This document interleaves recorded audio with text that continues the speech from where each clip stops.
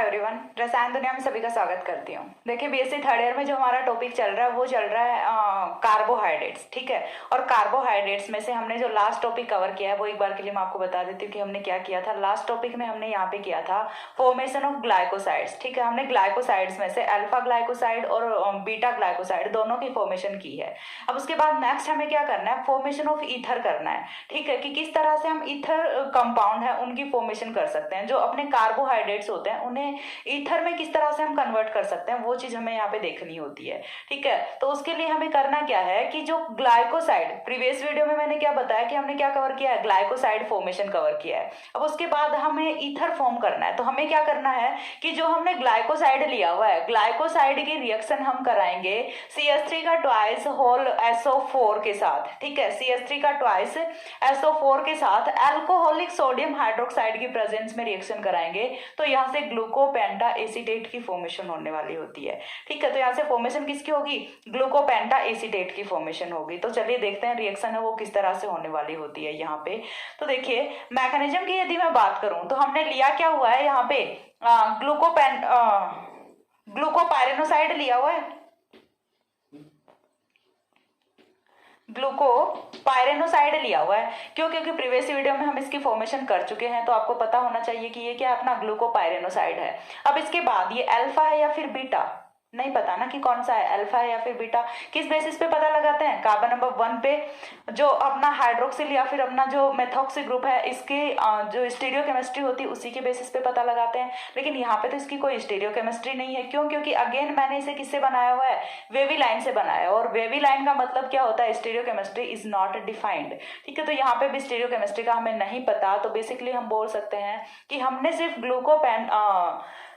ग्लूकोपाइरेनोसाइड रखा हुआ है, हमें नहीं पता कि ये कौन सा अपना अल्फा है या फिर बीटा है। वोट एवर कुछ भी हो, हमें तो क्या चाहिए, अपना ग्लाइकोसाइड चाहिए, और वो हमने ले लिया यहाँ पे ग्लूकोपाइरेनोसाइड। अब हम क्या करेंगे, इस ग्लूकोपाइरेनोसाइड की रिएक्शन कराएंगे अल्कोहलिक सोडियम हाइड्रोक्साइड के साथ। तो देखिए यहाँ पे अल्कोहलिक सोडियम हाइड्रोक्साइड जो हमने लिया हुआ है इसका फंक्शन क्या होता है, बेस की तरह से बिहेव करेगा। ये किस तरह से बिहेव करेगा, बेस की तरह से, और बेस की तरह से बिहेव करेगा तो बेस का काम क्या होता है, H पॉजिटिव प्रोटॉन को एब्स्ट्रैक्ट करना, प्रोटॉन को निकाल के लेके आएगा। प्रोटॉन को कहां से निकाल के लेके आएगा, जो कि एसिडिक प्रोटॉन होगा। अब एसिडिक प्रोटॉन, वो प्रोटॉन जो कि अपने ऑक्सीजन पे लगे हुए हैं, ठीक है, मोर इलेक्ट्रोनेगेटिव एटम के साथ जुड़े हुए हैं, उन्हीं प्रोटॉन्स को तो निकालेगा। तो देखिए ये क्या करेगा, यहाँ से फर्स्ट ऑफ ऑल टूटेगा किसमें, Na पॉजिटिव OH नेगेटिव में, और यहाँ से जो OH नेगेटिव है वो इस वाले हाइड्रोजन को H पॉजिटिव की फॉर्म में निकालेगा। H positive OH negative, H2O का मॉलिक्यूल यहाँ से हुआ एलिमिनेट। अब H2O का मॉलिक्यूल एलिमिनेट होने के बाद ऑक्सीजन पे चार्ज कौन सा बचता है, नेगेटिव चार्ज बचता है। यहाँ तक का क्लियर हो गया। अब ऑक्सीजन पे आ गया नेगेटिव चार्ज। अब यहाँ तक आने के बाद हम यहाँ पे कराएंगे मिथाइलेशन रिएक्शन, ठीक है। नेक्स्ट स्टेप में हमें क्या कराना है, मिथाइलेशन रिएक्शन कराना है। मिथाइलेशन रिएक्शन है वो किस तरह से होती है वो चीज हम देख लेते हैं। तो देखिए यहाँ पे मैंने लिया हुआ है CH3 का ट्वाइस SO4, यहाँ पे मैंने इसे खोल के लिखा हुआ है कंपाउंड को। तो देखिए होता क्या है बेसिकली कि यहाँ पे जो ये वाले बॉन्ड के इलेक्ट्रॉन है ऑक्सीजन और मेथिल ग्रुप के बीच में, तो यहाँ से ये वाले जो बॉन्ड के इलेक्ट्रॉन है शिफ्ट कहाँ पे होंगे, ऑक्सीजन पे शिफ्ट होंगे। ऑक्सीजन पे शिफ्ट हुए बॉन्ड के इलेक्ट्रॉन्स, तो ऑक्सीजन पे चार्ज कौन सा आया, नेगेटिव चार्ज, और यहाँ से CH3 पॉजिटिव है वो फ्री होता है। समझ आ रही है बात, यहाँ से कौन फ्री हुआ, CH3 पॉजिटिव, एक मेथिल ग्रुप है वो फ्री होता है, और वो मेथिल ग्रुप आके ऐड कहाँ पे होगा, इस वाले ऑक्सीजन के नेगेटिव चार्ज पे। दिख रहा है, इस वाले ऑक्सीजन के नेगेटिव चार्ज पे आके यहाँ पे मेथिल ग्रुप ऐड होता है, और फॉर्मेशन किसकी हो जाती है, OCH3 की फॉर्मेशन हो जाती है। अब देखिए ये तो हो गया, लेकिन यहाँ पे जो ऑक्सीजन पे नेगेटिव चार्ज आ गया उसका क्या करें, तो उसके लिए पहले हमने रिएक्शन में Na पॉजिटिव फ्री कर रखा है, वो Na पॉजिटिव जाके जुड़ेगा कहाँ पे, इस वाले और नेगेटिव के साथ जुड़ेगा। जी समझ आ रही है, यहाँ से इस वाले और नेगेटिव के साथ जाके कौन जुड़ जाएगा, अपना Na पॉजिटिव जुड़ जाएगा, ONA की फॉर्मेशन कर लेगा, ठीक है। तो इस तरह से यहाँ से एक मेथिल ग्रुप है वो निकल के आता है और आके ऐड कहाँ पे होता है, ऑक्सीजन के नेगेटिव चार्ज पे ऐड होता है। मेथिल ग्रुप का एडिशन हुआ, इसीलिए हम इसे क्या बोल रहे हैं, मिथाइलेशन रिएक्शन बोल रहे हैं। यहाँ तक क्लियर है। अब मिथाइलेशन रिएक्शन, एक हाइड्रोक्सिल ग्रुप को हमने कन्वर्ट कर दिया किसमें, मेथॉक्सी ग्रुप में। अब यही रिएक्शन है ये चलती रहेगी, रिपीट होती रहेगी। क्यों? क्योंकि सारे के सारे जो हाइड्रोक्सिल ग्रुप्स हैं सभी की नेचर तो सेम है, ठीक है। एक ऐसा तो नहीं है ना कि इसकी नेचर डिफरेंट है बाकी सबकी नेचर डिफरेंट है, सभी की नेचर सेम ही तो है। तो एक ने यदि रिएक्शन कर ली तो बाकी सारे भी रिएक्शन करेंगे। तो हम क्या करते हैं कि अपना अल्कोहलिक सोडियम हाइड्रोक्साइड डाल दिया रिएक्शन में और साथ में CH3 का ट्वाइस SO4 डाल दिया रिएक्शन में और थोड़ी देर के लिए रिएक्शन को छोड़ दिया। थोड़ी देर के बाद यदि हम देखते हैं आफ्टर सेवरल टाइम, कुछ समय के बाद जब हम इसे देखेंगे तो क्या पाएंगे, देखिए कि जितने भी अपने हाइड्रोक्सिल ग्रुप्स थे, इतना होने के बाद कौन सा बच जाता है, एक ये बचेगा, एक ये बचेगा और तीसरा ये बचेगा।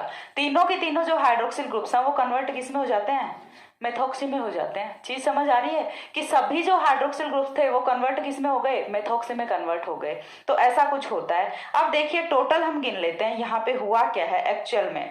देखिए यहाँ से एक मेथिल ग्रुप यहाँ पे है, दूसरा मेथिल ग्रुप यहाँ पे, तीसरा, चौथा एंड पांचवा, 5 मेथिल ग्रुप यहाँ पे प्रेजेंट है। तो हम इसे क्या बोलेंगे, कंपाउंड का जो नेम है ओवरऑल वो क्या होगा, पेंटामेथिल ग्लूकोपाइरेनोसाइड। हम इसे क्या बोलेंगे, पेंटामेथिल ग्लूकोपाइरेनोसाइड बोलेंगे। साथ में मैं बोल रही हूँ कि ये ईथर है। ईथर क्यों बोल रहे हैं हम इसे, क्योंकि ईथर जहां भी हम बोल रहे होते हैं तो सिंपल सा होता क्या है कि ROR बॉन्ड है वो हमारे पास होना चाहिए, ROR बॉन्ड होना चाहिए। तो यहाँ से देखिए ये वाला मेथिल ग्रुप हम इसे क्या लिख सकते हैं, R लिख सकते हैं। यहाँ से ऑक्सीजन अगेन क्या आ रहा है अपना कार्बन, और कार्बन को हम क्या लिख सकते हैं, R लिख सकते हैं। तो ROR बॉन्ड की फॉर्मेशन हो रही है।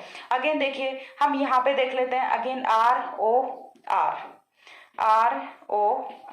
तो हर जगह ROR बॉन्ड की फॉर्मेशन हो रही है। ईथर लिंकेज यहाँ पे फॉर्म हो रहा है, इसीलिए हम इसे क्या बोलते हैं, ईथर बोलते हैं। और जो अपनी मैकेनिज्म होती है उसे हम क्या बोलते हैं, फॉर्मेशन ऑफ ईथर बोलते हैं। ठीक है, और फॉर्मेशन ऑफ ईथर का जो प्रोडक्ट होता है वो क्या होता है, पेंटामेथिल ग्लूकोपाइरेनोसाइड होता है। ठीक है, ये अल्फा भी हो सकता है, ये बीटा भी हो सकता है। वो डिपेंड किस पे करेगा कि हम यहाँ से कौन सा आइसोमर लेके चल रहे हैं। यहाँ से हम जो आइसोमर लेके चलेंगे वही मिलेगा। यदि आप यहाँ से अल्फा आइसोमर लेके चल रहे हो तो यहाँ पे भी अल्फा ही मिलेगा। यदि आप यहाँ पे बीटा लेके चल रहे हो तो यहाँ पे भी बीटा ही मिलेगा। जो स्टीरियोकेमिस्ट्री रिएक्टेंट की रहेगी वही प्रोडक्ट की रहेगी। रिएक्शन के ड्यूरिंग स्टीरियोकेमिस्ट्री चेंज नहीं होने वाली। इतनी चीज यहाँ पे आपको अंडरस्टूड होनी चाहिए। ठीक है, यहाँ पे रिएक्शन के ड्यूरिंग जो अपना रिएक्टेंट है या फिर प्रोडक्ट है उसकी स्टीरियोकेमिस्ट्री वो चेंज नहीं होगी। जो स्टीरियोकेमिस्ट्री यानी कि यदि आपने रिएक्टेंट अल्फा आइसोमर लिया है तो आपका प्रोडक्ट है वो भी अल्फा आइसोमर ही बनने वाला है। यदि आपने रिएक्टेंट बीटा आइसोमर लिया है तो प्रोडक्ट में भी कौन सा आइसोमर फॉर्म होगा, बीटा आइसोमर फॉर्म होगा। इतनी चीजें अंडरस्टूड होनी चाहिए। ठीक है, तो इस तरह से हम फॉर्मेशन कर सकते हैं ईथर की। लेना क्या होता है, यहाँ से ग्लूकोपाइरेनोसाइड लेना होता है। Aqueous sodium hydroxide alcoholic sodium hydroxide की प्रेजेंस में बेसिक मीडियम में रिएक्शन कराएंगे तो यहाँ से H2O के मॉलिक्यूल्स एलिमिनेट होते जाएंगे। देन नेक्स्ट स्टेप में हम यहाँ से मिथाइलेशन कराते जाएंगे और एक एक करके सारे के सारे ग्रुप्स हैं। अब देखिए हर बार यही मैकेनिज्म लगनी है, एक H पॉजिटिव निकलेगा और नेगेटिव बनेगा, फिर से मिथाइलेशन होगा। तो उसके लिए हम सिंपल सा क्या कर देते हैं, कुछ समय बाद लिख के छोड़ देते हैं और कुछ टाइम बाद यदि देखेंगे तो हमें प्रोडक्ट है वो ये ऑब्टेन हो जाता है। ठीक है, तो आपको एक एक करके हर बार ये मैकेनिज्म शो करने की जरूरत नहीं है। एक का हमने करके दिखा दिया तो यहाँ से एग्जामिनर को भी अंडरस्टूड होता है कि सभी की मैकेनिज्म हो वो इसी तरह से होने वाली होती है। ठीक है, इतनी चीज समझ आई, स्क्रीनशॉट लीजिए। देन मैं नेक्स्ट एग्जाम्पल है वो एक्सप्लेन करती हूँ।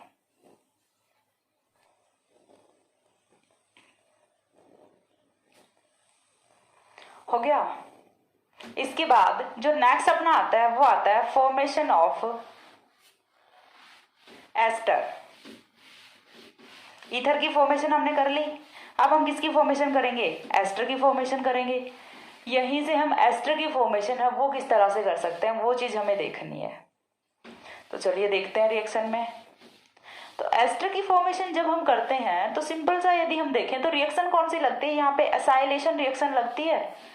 ठीक है, और एसाइलेशन रिएक्शन में हम क्या कर रहे होते हैं, फॉर्मेशन ऑफ एस्टर करना है। ठीक है, एस्टर की फॉर्मेशन जब भी हम करते हैं सिंपल, हमें एक बार के लिए हमने छोड़ दिया कि हम यहाँ पे ग्लूकोज लेके चल रहे हैं। हम एक बार के लिए क्या कर रहे हैं, सिंपल सा हाइड्रोक्सिल से हमें क्या करना है, अल्कोहल से हमें किसकी फॉर्मेशन करनी है, एस्टर की फॉर्मेशन करनी है। तो किस तरह से कर सकते हैं, देखिए हमने क्या लिया, ROH रख सकते हैं हम यहाँ पे, ROH रख लो कोई प्रॉब्लम नहीं है, क्योंकि रिएक्शन वो तो कहाँ पे होने वाली है, हाइड्रोक्सिल ग्रुप्स पे ही रिएक्शन होने वाली है। ग्लूकोज में भी जो फंक्शनल ग्रुप है वो हम कौन सा लेके चल रहे हैं, हाइड्रोक्सिल ही लेके चल रहे हैं। तो हम इसे क्या लिख सकते हैं, ROH लिख सकते हैं। एक बार के लिए समझने के लिए ROH की रिएक्शन है वो मैं किसके साथ कराऊंगी, यहाँ पे एसिटिक एनहाइड्राइड के साथ, CH3 C double bond O C double bond O CH3। ये अपना क्या होता है, एसिटिक एनहाइड्राइड होता है। एसिटिक एनहाइड्राइड के साथ जब मैं रिएक्शन कराऊंगी तो रिएक्शन है वो अपनी बेसिक मीडियम में होती है। पिरिडीन की प्रेजेंस में हम रिएक्शन कराते हैं, पिरिडीन की प्रेजेंस में रिएक्शन कराएंगे तो देखिए रिएक्शन किस तरह से होगी। अपना जो एसिटिक एनहाइड्राइड है ये ब्रेक करेगा, किस में ब्रेक करेगा, एक तो यहाँ से एसिटेट आयन की फॉर्मेशन होगी, दूसरा असाइलिनियम आयन की फॉर्मेशन होगी। किस तरह से होगी, देखिए यहाँ से एक बॉन्ड को ब्रेक करना है, चाहे आप इस वाले बॉन्ड को ब्रेक करो चाहे आप इस वाले बॉन्ड को ब्रेक करो, कोई फर्क नहीं पड़ता, एक बॉन्ड को ब्रेक करना है। क्यों नहीं फर्क पड़ता, क्योंकि मॉलिक्यूल अपना सिमेट्रिक है, चाहे आप किधर से भी बॉन्ड को ब्रेक कर लो, दोनों तरफ से आयन्स वो सेम ही बनने वाले हैं। तो देखिए मैंने क्या किया, यहाँ से इस वाले बॉन्ड को ब्रेक कर दिया, बॉन्ड को ब्रेक करेंगे, बॉन्ड के इलेक्ट्रॉन समूह कहाँ पे जाएंगे, ऑक्सीजन पे जाएंगे। ऑक्सीजन पे चार्ज कौन सा आ गया, नेगेटिव, कार्बन पे चार्ज कौन सा आ गया, पॉजिटिव चार्ज। यहां तक का क्लियर है। अब यहां तक का क्लियर है तो देखिए यहां से होगा क्या, ये जो C double bond OCH3 positive है, चार्ज कौन सा है यहाँ पे, पॉजिटिव, और इसी को हम क्या बोलते हैं, AC लिखते हैं। ठीक है, AC लिखते हैं, इसे असाइल ग्रुप लिखते हैं। और ये जो असाइल ग्रुप है इस पे ऑलवेज पॉजिटिव चार्ज ही होता है, कभी नेगेटिव होता नहीं है। ठीक है, अजम्पशन ही मत कर लेना, क्योंकि इस पे नेगेटिव चार्ज पॉसिबल होता ही नहीं है। अब क्या करेगा, यहाँ से देखिए ये वाला H पॉजिटिव निकलेगा और जाएगा किसके साथ, इस वाले O नेगेटिव के साथ। तो माइनस क्या होता है, CH3COOH होता है। माइनस तो क्या हुआ, CH3COOH, एसिटिक एसिड का मॉलिक्यूल है वो तो माइनस हो गया। अब बचा क्या, यहाँ से H पॉजिटिव जाने के बाद ऑक्सीजन पे चार्ज कौन सा बचा, नेगेटिव, इस वाले कार्बन पे चार्ज कौन सा है, पॉजिटिव। तो देखिए बनेगा क्या, यहाँ से RO। ठीक है, ऑक्सीजन है किसके साथ बॉन्ड की फॉर्मेशन करेगा, इस वाले कार्बन के साथ, इस वाले कार्बन के साथ बॉन्ड की फॉर्मेशन करेगा तो कुछ इस तरह का प्रोडक्ट है वो यहाँ से फॉर्म होता है, RCOOR, यही तो है ये। और RCOOR क्या होता है अपना, एस्टर होता है। ठीक है, चीज समझ आ रही है, RCOOR क्या होता है अपना, एस्टर होता है। और इसी को शॉर्ट फॉर्म में मैं कैसे लिख सकती हूँ, मैं नहीं आप भी लिख सकते हो। ठीक है, शॉर्ट फॉर्म में हम किस तरह से लिख सकते हैं, ROAC लिख सकते हैं। ये इतना जो ग्रुप है ये अपना हो गया ACRO है, वो हमने एज इट इज लिखा हुआ है, तो हम OAC ही यूज करने वाले हैं हर बार। ठीक है, लेकिन इतनी चीज आपको ध्यान में रखनी होती है कि जब भी हम असाइलेशन कराते हैं ना तो ऑलवेज जो एडिशन होता है वो किसका होता है, असाइल ग्रुप का होता है, ना कि एसीटेट आयन का। कहीं आप ये सोचो कि यहाँ से पूरा हाइड्रोक्सिल जाएगा, नहीं, यहाँ से हाइड्रोक्सिल नहीं जाता, क्योंकि देखिए किसी भी जो रिएक्शन होती है उसकी एक स्पेसिफिक मैकेनिज्म होती है। ऐसा नहीं है कि कैसे भी पॉसिबिलिटी बन रही है तो हम ऐसे ही कुछ भी जोड़ सकते हैं, नहीं जोड़ सकते ऐसे। ठीक है, चलो एक बार के लिए यहाँ पे हो जाता है कि चाहे आप कुछ भी जोड़ लो प्रोडक्ट है वो सेम ही आएगा, लेकिन एक्चुअल जो मैकेनिज्म है वो क्या होती है कि यहाँ से H पॉजिटिव ही जाता है और देन असाइल ग्रुप है वो यहाँ पे ऐड करता है, इसीलिए तो हम इसे असाइलेशन रिएक्शन बोल रहे होते हैं। और यहाँ से फॉर्मेशन किसकी होती है, एस्टर की फॉर्मेशन होती है। ये यहाँ पे हुई जनरल रिएक्शन की बात। अब हम बात कर रहे हैं कार्बोहाइड्रेट्स में, तो कार्बोहाइड्रेट्स में ये रिएक्शन है ये किस तरह से प्रोसीड होती है वो चीज हमें देखनी है। कार्बोहाइड्रेट हम कौन सा लेंगे, अपना ग्लूकोज ले लेते हैं। तो देखिए रिएक्शन है वो अगेन अपनी किस में होने वाली है, चेयर कन्फर्मेशन में होने वाली है। तो चेयर कन्फर्मेशन में हम रिएक्शन कराएंगे, तो उसके लिए चेयर कन्फर्मेशन ड्रॉ करना आना चाहिए, और आई थिंक अभी तक तो सभी को आ गया होगा, बहुत अच्छे से आ गया होगा। ठीक है, अब इसके बाद देखिए एक बार के लिए चलिए हम इस बार ले लेते हैं अल्फा। ठीक है, अल्फा ग्लूकोज है वो हमने यहाँ पे ले लिया, OHH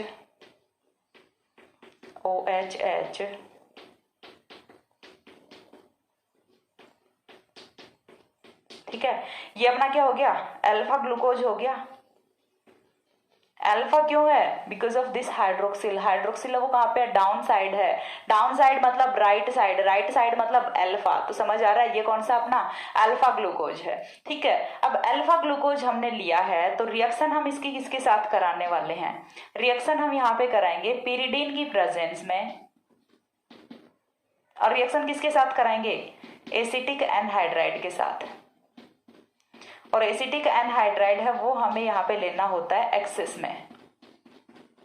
ठीक है, बहुत सारे एसिटिक एनहाइड्राइड लेना होता है, या फिर आप फिक्स भी लिख सकते हो, 5 मॉलिक्यूल्स हैं वो हमें यहाँ पे यूज करने होते हैं। क्यों, क्योंकि अपने पास कितने हाइड्रोक्सिल्स हैं, 5 हाइड्रोक्सिल्स हैं, तो हमें 5 हाइड्रोक्सिल्स को कन्वर्ट किस में करना है, असाइल ग्रुप में कन्वर्ट करना है। ठीक है, तो यहाँ से देखिए होगा क्या, रिएक्शन है वो अपनी कुछ इस तरह से प्रोसीड होगी। ऊपर रिएक्शन की मैकेनिज्म है वो मैंने एक्सप्लेन करके रख दी है। ठीक है, मैकेनिज्म में कोई प्रॉब्लम नहीं होनी चाहिए। अब हमें क्या करना है, हाइड्रोजन्स और हाइड्रोक्सिल्स को पुट करना है। तो यहाँ पे देखिए हाइड्रोक्सिल वो तो रिएक्ट करके किसकी फॉर्मेशन कर चुका है, अपना असाइल ग्रुप की फॉर्मेशन कर चुका है। तो यहाँ से जो हाइड्रोक्सिल था वो कन्वर्ट किस में हो गया, OAC में कन्वर्ट हो गया। सिर्फ क्या चेंज करना है, OAC, हाइड्रोजन की जगह पे क्या जोड़ देना है, AC जोड़ देना है। तो यहाँ पे फॉर्मेशन किसकी हुई, OAC की फॉर्मेशन हुई। सेम यहाँ पे भी OAC, सेम यहाँ पे भी OAC, OAC एंड OAC। बाकी के जो हाइड्रोजन्स हैं वो तो हमारे एज इट इज ही रहेंगे। ठीक है, तो यहाँ से अब देखिए इंपॉर्टेंट चीज है वो क्या होती है, यहाँ से जो आइसोमर फॉर्म हुआ है वो क्या होता है, अपना अल्फा आइसोमर ही होता है। ठीक है, और हम इसे क्या बोलते हैं, अल्फा ग्लूको पेंटा एसीटेट बोलते हैं। ठीक है, अल्फा ग्लूकोपेंटा एसीटेट बोलते हैं। अब यहाँ पे ऐसा क्यों हुआ, क्योंकि रिएक्शन है वो अपनी स्टीरियो स्पेसिफिक रिएक्शन होती है जब हम रिएक्शन कराते हैं लो टेम्परेचर पे। ठीक है, at the low temperature reaction is stereo specific. चलिए मैं मेंशन कर देती हूँ पॉइंट को, at the low temperature reaction is stereo specific. अब स्टीरियो स्पेसिफिक रिएक्शन है वो क्या होती है, ये चीज भी आपको पता होना चाहिए। तो स्टीरियो स्पेसिफिक रिएक्शन का मतलब ये होता है कि जो स्टीरियो केमिस्ट्री आप रिएक्टेंट की लेके चल रहे हो वही स्टीरियो केमिस्ट्री आपको प्रोडक्ट की मिलेगी, कुछ भी चेंज नहीं होगा रिएक्शन के ड्यूरिंग। यदि आप अल्फा लेके चल रहे हो, यदि आप सिस लेके चल रहे हो, यदि आप सिन लेके चल रहे हो, तो आपको प्रोडक्ट है वो भी क्या मिलेंगे, अल्फा ही मिलेगा, सिस ही मिलेगा, सिन ही मिलेगा। यदि आप ट्रांस लेके चल रहे हो तो ट्रांस ही मिलेगा। ठीक है, मैंने आपको सारे केसेस हैं वो बता दिए, सिस ट्रांस से आपको ज्यादा अच्छे से समझ आता है। ठीक है, तो देखिए करना क्या है कि जो आइसोमर, जो स्टीरियोकेमिस्ट्री आपकी रिएक्टेंट की है, सेम स्टीरियोकेमिस्ट्री किसकी रहेगी, प्रोडक्ट की रहेगी। तो ऐसे वाले रिएक्शंस को हम क्या बोलते हैं, स्टीरियो स्पेसिफिक रिएक्शन बोलते हैं। तो अल्फा यदि अल्फा ग्लूकोपेंटा एसीटेट की फॉर्मेशन कर रहा है तो बीटा ग्लूकोज किसकी फॉर्मेशन करेगा, बीटा ग्लूकोपेंटा एसीटेट की फॉर्मेशन करेगा। तो देखिए नेक्स्ट रिएक्शन है वो हम किसकी करा देते हैं, बीटा ग्लूकोज की करा देते हैं। डोंट वरी, पूरी की पूरी रिएक्शंस है वो ड्रॉ नहीं करूंगी मैं, यहाँ पे डायरेक्ट बस बता रही हूँ कि यहाँ पे क्या होता है। अगेन हमने क्या लिया हुआ है, पिरिडीन लिया हुआ है। ठीक है, पिरिडीन के साथ में हम यहाँ पे क्या ले लेते हैं, CH3O, CH3 का ट्वाइस O। ठीक है, हमने क्या लिया यहाँ पे, सॉरी CH3CO का ट्वाइस O, यही है एसिटिक एनहाइड्राइड है अपना। तो यहाँ से फॉर्मेशन किसकी करेगा, ये बीटा ग्लूको पेंटा एसीटेट की फॉर्मेशन करेगा। और साथ में फ्री कौन हो रहा है, 5 एसिटिक एसिड के मॉलिक्यूल्स हैं वो फ्री होते हैं यहाँ से। ठीक है, यहाँ से भी कौन फ्री हुआ, 5CH3COOH। इतनी चीज समझ आ रही है। तो इस तरह से यहाँ पे होता है एस्ट्रिफिकेशन, हम इस तरह से एस्टर की फॉर्मेशन कर सकते हैं। मैकेनिज्म आपको ऊपर से ये वाले ध्यान में रखनी है और डायरेक्ट आपको यहाँ पे रिएक्शन करा देनी है। जो भी आपने ग्लूकोज लिया है, अल्फा ले सकते हो, बीटा ले सकते हो, whatever as your wish. तो यहाँ पे आपको क्या करना होता है, ग्लूकोज की रिएक्शन बेसिक मीडियम में करानी होती है एसिटिक एनहाइड्राइड के साथ। तो यहाँ से एस्ट्रिफिकेशन होता है और फॉर्मेशन होती है ग्लूकोपेंटा एसीटेट की। अब वो डिपेंड करेगा आपके रिएक्टेंट पे कि यदि आपने अल्फा लिया है तो अल्फा ग्लूकोपेंटा एसीटेट, और यदि आपने रखा है बीटा ग्लूकोज तो यहाँ पे बीटा ग्लूकोपेंटा एसीटेट की फॉर्मेशन हो जाती है। ये होती है एस्ट्रिफिकेशन रिएक्शन। और इसी के साथ आपका ग्लूकोज है मोनोसैकेराइड में। फर्स्ट ऑफ ऑल देखिए मैं एक बार थोड़ा सा समराइज कर देती हूँ। हमने स्टार्ट किया था कार्बोहाइड्रेट्स, और कार्बोहाइड्रेट्स में मैंने बताया था सबसे फर्स्ट हमने नॉमेनक्लेचर इंट्रोडक्शन देखा था। ठीक है, उसके बाद जो नेक्स्ट था वो हमने स्टार्ट किया था मोनोसैकेराइड्स, और मोनोसैकेराइड्स में जो फर्स्ट शुगर था वो स्टार्ट कर रखा है हमने ग्लूकोज। ग्लूकोज की स्ट्रक्चर्स को हमने देखा है, स्ट्रक्चर्स के ड्रॉबैक्स को देखा है, रिएक्शंस को देखा है। ठीक है, और इसकी जो हेमी एसिटाइल स्ट्रक्चर देखी है, इसके चेयर कन्फर्मेशन देखे हैं, तो इस तरह से, और इंटर कन्वर्जन देखा है मोनोसैकेराइड्स का, यानी कि सारा सब कुछ हमने मोनोसैकेराइड्स के बारे में ही पढ़ा है। लेकिन यहाँ पे आके मोनोसैकेराइड है वो अपना और होता है। नेक्स्ट कंपाउंड है हम अपना डाइसैकेराइड स्टार्ट करेंगे। यूनिट है वो अपनी कंप्लीशन की तरफ है, बहुत कम सा पार्ट यहाँ पे बचा हुआ है। मोस्ट ऑफ पार्ट है यूनिट का वो हम कवर कर चुके हैं। जितना जल्दी पॉसिबल हो सकेगा मैं कराने की कोशिश करूंगी। ठीक है, आई थिंक अगस्त में मैं कार्बोहाइड्रेट्स है वो कंप्लीट करा दूंगी। और BSc थर्ड ईयर का सिलेबस है वो सबसे फास्ट भी चल रहा है। अभी तक सेकंड यूनिट सिर्फ इसी क्लास में चल रही है, बाकी हर जगह फर्स्ट यूनिट ही चल रही है। ठीक है, और MSc प्रीवियस का तो अभी स्टार्ट भी नहीं हुआ है। तो चलिए देखते हैं जैसे जैसे होता है। और डायसैकेराइड है वो मैं नेक्स्ट वीडियो में एक्सप्लेन करूंगी। तब तक के लिए सी या, have a good day, thanks for watching.